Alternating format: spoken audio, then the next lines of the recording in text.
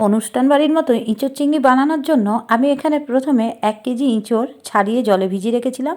তারপর প্রেসার কুকারের মধ্যে দিয়ে দেবো লবণ, হলুদ আর একটু সর্ষের তেল আর জল দিয়ে ভালো করে মিশিয়ে একটা সিটি দিয়ে নেবো। ততক্ষণে ইঁচড়টা বার করে ঠান্ডা হতে দিয়েছি। কড়াইতে সর্ষের তেল দিয়ে বেঁচে রাখা চিংড়ি মাছগুলোকে ভেজে নেবো। লবণ হলুদ মাখিয়ে রেখেছিলাম আগে থেকে। তারপর সিদ্ধ করা ইঁচড়গুলোকেও ভেজে নেবো। এবার এখানে ফোড়ন হিসাবে তোমরা দেখতেই পেলে গোটা গরম মশলা দিয়ে দেবো, তেজপাতা, শুকনো লঙ্কা, গোটা জিরে দিয়ে আলুগুলো ভেজে নেবো। দুটো বড় সাইজের পেঁয়াজ কুচিয়ে রেখেছিলাম সেটা দিয়ে দেবো। একটু ভাজা হলে এবার টমেটো দিয়ে দেবো। টমেটোটা একটু গলে আসলে এখানে জিরের গুঁড়ো, ধনের গুঁড়ো, কাশ্মীরি লঙ্কার গুঁড়ো, হলুদ গুঁড়ো আর স্বাদ মতো লবণ দিয়ে মশলাটা কষাবো। ভেজে রাখা ইঁচড়গুলো দিয়ে দেবো। দিয়ে খুব ভালো করে কষানো গেলে এখানে উষ্ণ গরম জল দেবো। পুরো তরকারিটা ফুটে উঠলে ভেজে রাখা চিংড়ি মাছ দেবো সামান্য একটু চিনি আর এখানে একটা মশলা ভেজে রেখেছিলাম সেটা দেবো ঘি। তাহলেই রেডি অনুষ্ঠান বাড়ির ইঁচড়।